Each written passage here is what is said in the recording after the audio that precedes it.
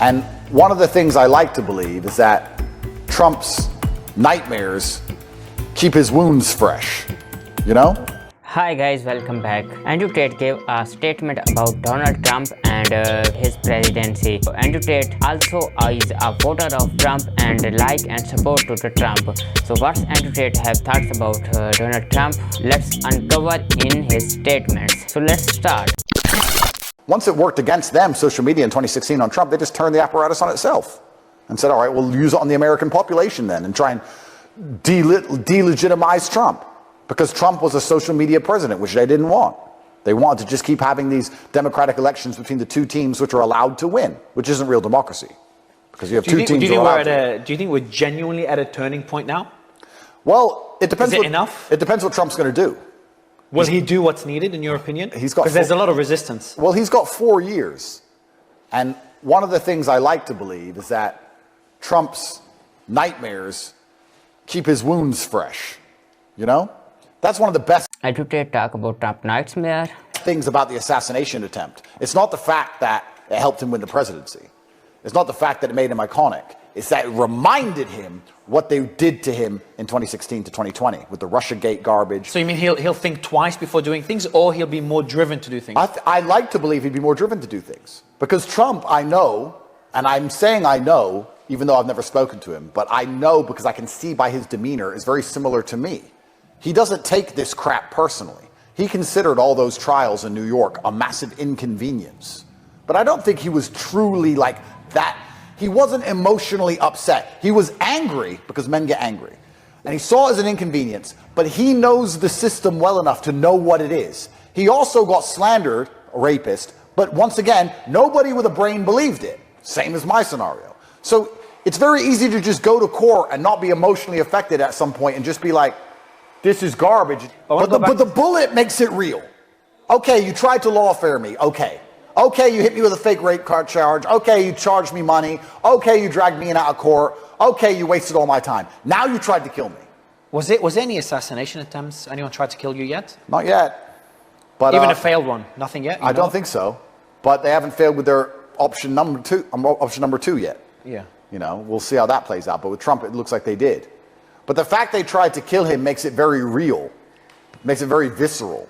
So I'd like to think he enters office with no mercy for the next 4 years. But we're going to have to see how he decides to dismantle it. And also, again, now I'm talking into a realm I don't truly know. I'm just speculating and guessing.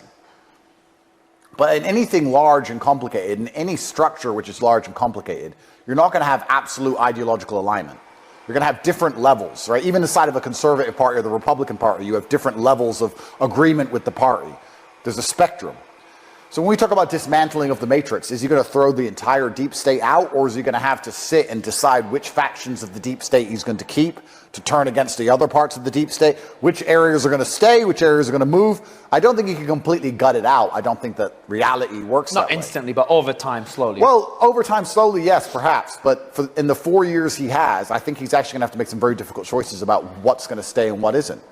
I see a lot of the anti-Zionist people very upset with his choices. And I understand it because they're very anti-Zionist and they're upset that he's working with people that have this such a strong allegiance to Israel. Me personally, I agree with that. I don't like this allegiance to Israel at all. However, I like to think, and perhaps this is cope, that he knows things that we don't know and he has to choose his side and choose his battles to get anything done. If you make an enemy of everybody, then you get nothing at all done. Maybe this is cope, but this is just from my experience of life. Perhaps it's going to be a bit more gradual as he gets things done and moves this area, changes this, and then he can move on to other areas. We're going to see. But I like to think that these 4 years are going to be brutal efficiency from him. It looks like he's already saying the right things. Yeah. Day one, day one, he's already day one. appointed a few people. You've seen those, yeah? Yeah, and he's already appointed some people. So we're going to see how it all works out. But most importantly, it's the culture that Trump's going to change. That matters more than anything. Culture drives everything. Culture drives things more than the legal system. Culture drives things.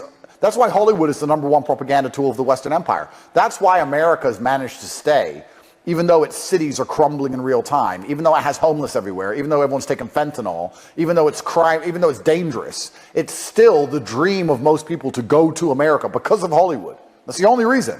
Actually, Tate want to say that Trump make America great again. So the culture and the propaganda machine is extremely powerful, and America changing into a more masculine culture purely and primarily because Trump is the president is what's going to fix more things than his policy. You know, Trump have clear places about China, Russia, Iran. Ukraine, Trump have clear places about Ukraine. Self-fulfilling. People are saying, I'm broke, I'm poor, Trump will make me rich.